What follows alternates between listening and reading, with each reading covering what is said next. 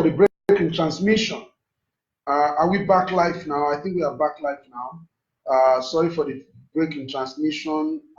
It is the state of our country. It is the state of our country. I was just on. I didn't know that I've been off. So I was talking about the four major areas where we need to protect our children, when we need to be sure that our home is safe. I said the first thing is that we need to protect our children from domestic accident. Very, very key. We need to consider the case of kidnapping. We need to look at the people that are closest to us in the home, our domestic staff. We need to look at that, very, very key. And we need to look at that vis-a-vis the issue of sexual abuse. There are four ways by which a child can be abused. The first one is physical abuse. The second one is sexual abuse. The third one is emotional abuse. The fourth one is neglect. And this neglect is deep. There are three kinds of neglect. The first kind of neglect is that you are not available at all. And I think that's the easiest kind of neglect for children to deal with. The second kind of neglect is that you are available, but you are not available.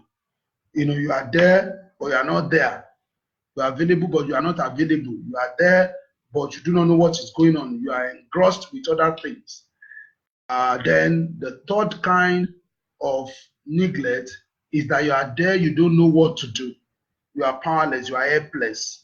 So all of these are things that your policy in the home, when it comes to the safety of our children, we call it securing a friendly and protective environment for children.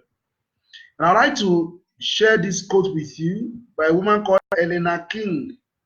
Eleanor King, though is medicine. It says, since children spend a significant amount of their childhood in school, so we can say since children spend a significant amount of their life at home, it is for this reason, if no other, that school should be warm, caring and nurturing places where students feel supported and they feel connected. She said, indeed, research has shown when children feel connected to school, they have better learning and behavioral outcome. Everywhere you have school, let's replace it with home. Since children spend a significant amount of their childhood at home, it is for this reason, if no other, that homes should be warm, caring and nurturing places where students feel supported and they feel protected. Indeed, research has shown that when children are connected, they have better learning and behavioral outcome. So if our home is warm, if our home is a nurturing places, if our homes are a nurturing places, if our homes are a warm place, a caring place, what is going to happen is that children will feel supported and they will feel protected. When they feel supported and they feel protected, they feel connected to us. When they feel connected to us, they learn our principles, they learn our value system, they become people that we can call the ambassadors of our value system. So all that I'm trying to say to you today is that, can you answer in the affirmative? Are my children safe? I said you should be able to answer that. But before you answer that question, pause and ask, what measures have I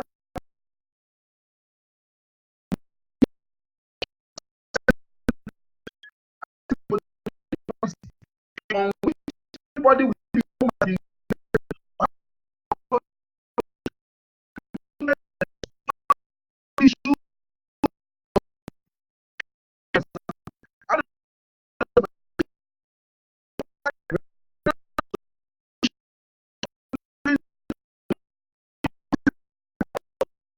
the issue of all the issues that we have discussed, domestic accident and all of that. What system have people in place? Has this system been codified into a policy on which everybody in the home is trained, including the domestic staff, including the driver, including the cook, including the washman, including the sweeper, including everybody that we come in contact with. If our children are going to be saved in the 21st century, it's not going to be by good thinking. It's not going to be by anger. It's not going to be by sacking somebody and placing the person another. It is going to be by a commitment to create a system.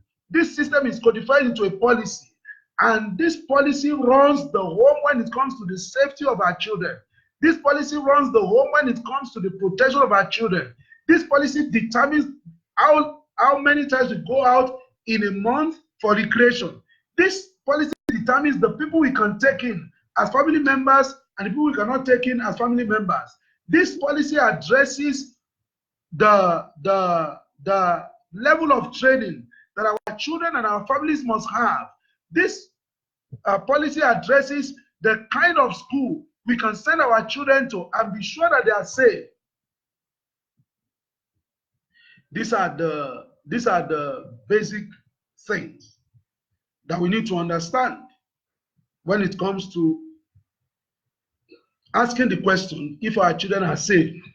I'm telling you, if we are going to answer that question in the affirmative, we must therefore take an inventory of the structure that we are running now in terms of our children coming in terms of their going out, in terms of their being kept at home, in terms of the school they go, in terms of the neighbor they relate with, in terms of an uncle that wants to come and live with you, in terms of an auntie that wants to come and live with you, in terms of all of those things. You need to know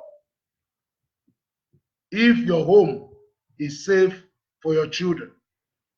I wouldn't know if there are questions. I'd like to take questions before I sign out. I want to take some questions before I sign out.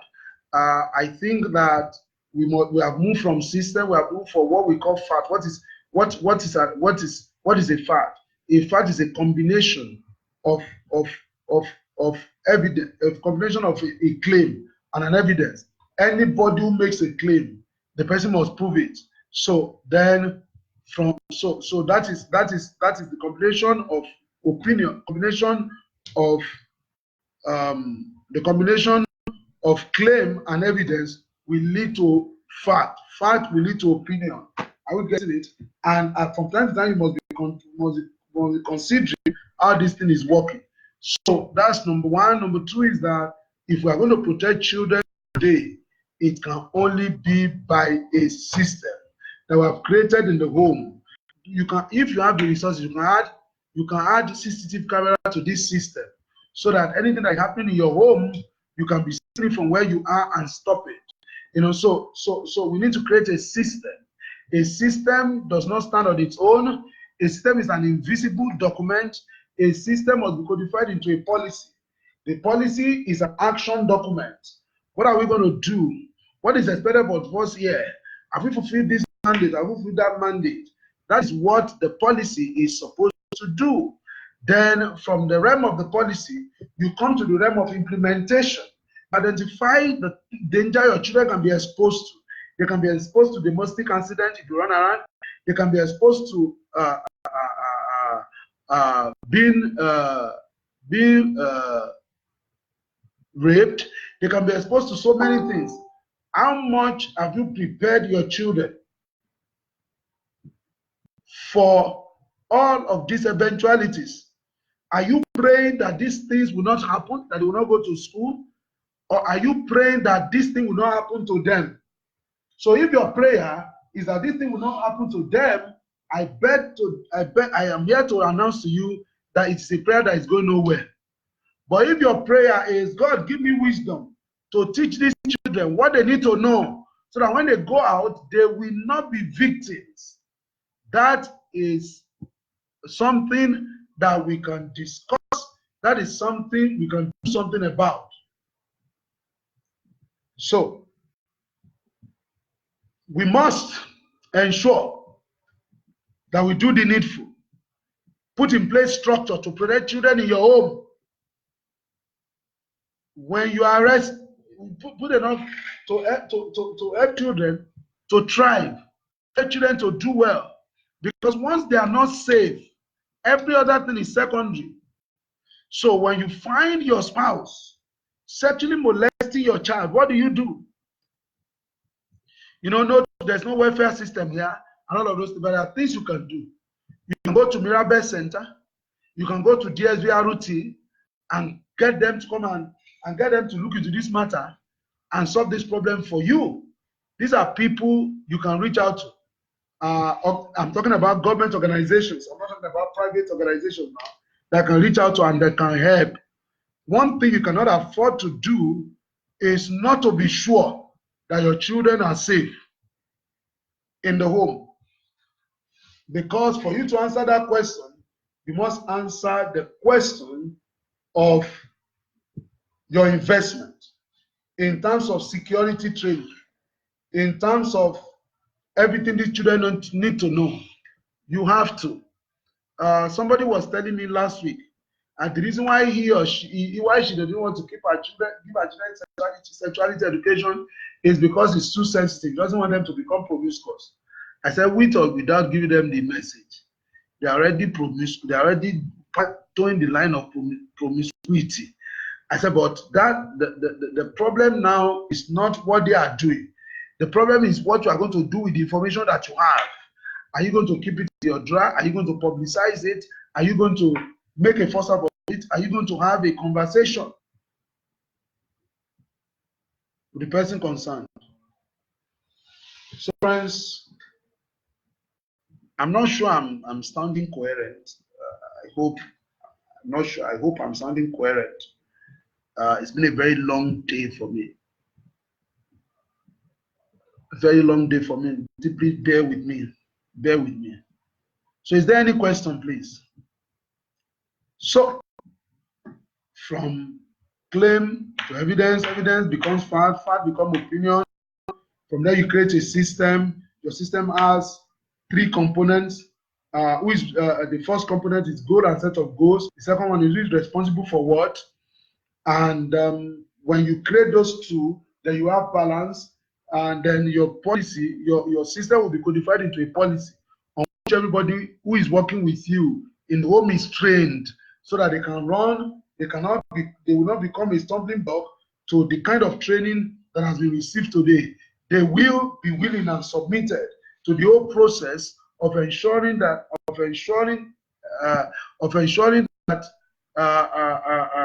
things are properly done. That is that, you know. So basically, that is the nutshell. We need a system in place, and this system is not difficult to build. Is to look at your home, is to look at all the issues you are dealing with your home, and you're asking yourself the question: what are the things my children are likely to be exposed to?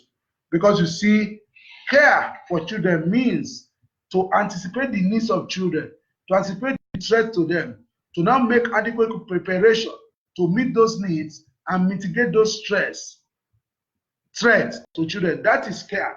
So if we say we care about the Nigerian child, how many of them do we have relationship with? How many of them do we relate with? How many of them are we concerned about the fact that they are not able to pay school fees? How many of them are we concerned about as the fact that there's so many epidemics, you know, cutting the life of young people short today? So those are fundamental issues, friends. So as to this topic, I think I've discussed it. I think I've done justice to it. That's my opinion, and I await questions. I just hold on if you have some questions before I sign out. Thank you for having me tonight. Any question, please? Any question, please? Are we still on? Are we still on? Any question? Are we on? Are we on? Mrs. Wendy, are we on? I can see Mrs. Wendy. I can see Chinyere Obina. I can see Wendy Ologe. Well, Wendy Ologe is our host. I can see Akola Akinrokpo. And I can see a couple of people like that. These guys that I'm seeing are die-hard. They are die-hard of this message. Thank you guys for joining me today. Mr. Akinlami, thank you for joining me. Wendy, okay, thank you for joining me today. Obin Nachinyeri, thank you for joining me. So somebody's asking a question. I missed something, sir. How do you put up a policy for children's safety from sexual abuse and family members, especially fathers? Okay, this is the point. So I said the fourth thing you need to watch out for is that fathers are now sexually molesting their children. Mothers are sexually molesting their boy child. So it's a major issue. So those 4 areas are critical. You must pay attention to those 4 areas. Peril of family members, peril of visiting editors. Peril of, as I said, we deal with the peril of, the first issue we deal with is the peril of, the peril of people that, the people that we are used to, that we bring to the home by ourselves. We face that peril. We face the peril of kidnapping. We face the peril of those who are the closest to the child, biological people, cousins, brothers, sisters, fathers, mothers. Is rampant these days. Then we deal with the peril of domestic accidents. All of these are the things that must be in our policy. So the madam is asking me that how do you draw up a policy? I think if you want to draw a securing a friendly and protective environment for children policy for your family, you want to set up a system, you want to create policy. What you need to do is very simple, is to identify the objectives of your family. What is it that we represent? And after you have identified what you represent, you also say the question, how much have we pursued this thing in the last 5 years, in the last 10 years? Oh, we have not been pursuing it. Why are we not pursuing it? Where is the situation report? In the sense that I need to have a clear idea of what is going on. Are we together? So those components of securing a friendly and protective environment for children that must exist in your policy are, it will address one, who is responsible for what? It will address who is responsible for what? It will address your goal and set of goals. Then it will address who is responsible for what and how the person is responsible for it. For example, now, if a lesson teacher comes to your house to teach your child, in your policy, it may be stated that lesson teacher cannot be alone with your child.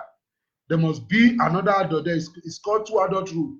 But this adult time around is your neighbor or is your sister, is somebody you can vouch for.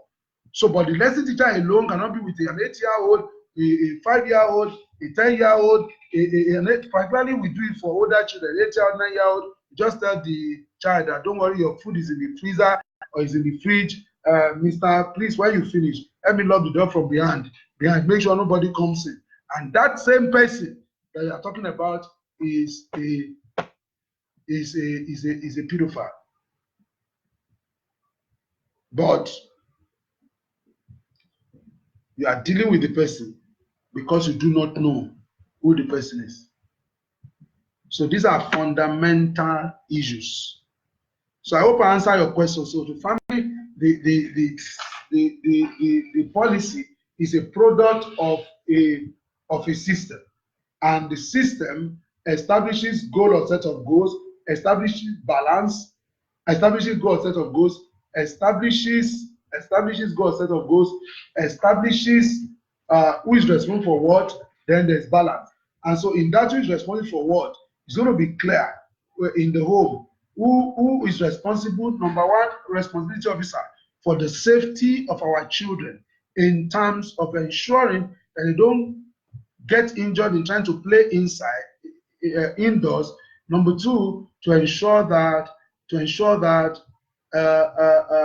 even if they play outside, there is a protection for them there, and we need to create more recreation center for our children, particularly in rich areas. That's very, very important. It cannot be overemphasized, right now.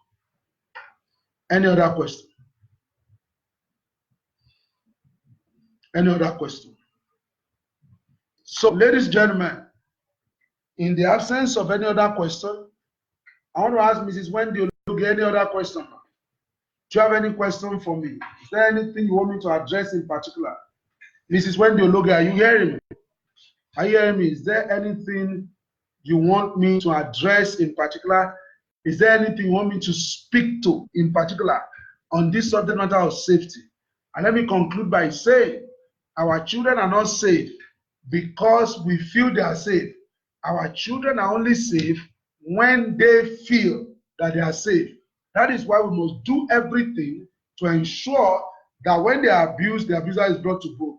That's why we must do everything to ensure that when the abuser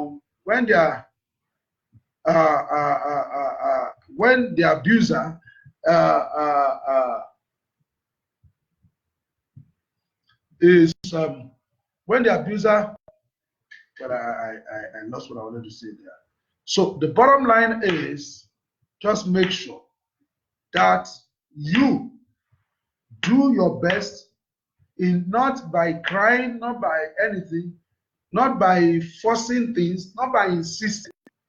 Do your best to create a system of how this thing will work. A system backed up with policy on which everybody within the school system is trained, including children, on how to respond and how to deal with issues like this. That's basically my submission. Any other question? Any question, please? So in the absence of any question, I just want to thank you so much for having me tonight. I want to thank Mrs. Wendy Oluge for inviting me again, to be here. I want to let you know that, madam, you are doing a great work. You are an inspiration. Keep smiling, keep moving, because God is the one who called you, and the one who called you will never leave you and never forsake you. Thank you for the great work you are doing for parents. Thank you for everyone that has joined us today. I looked at the other one that we did. It's already 130-something views already.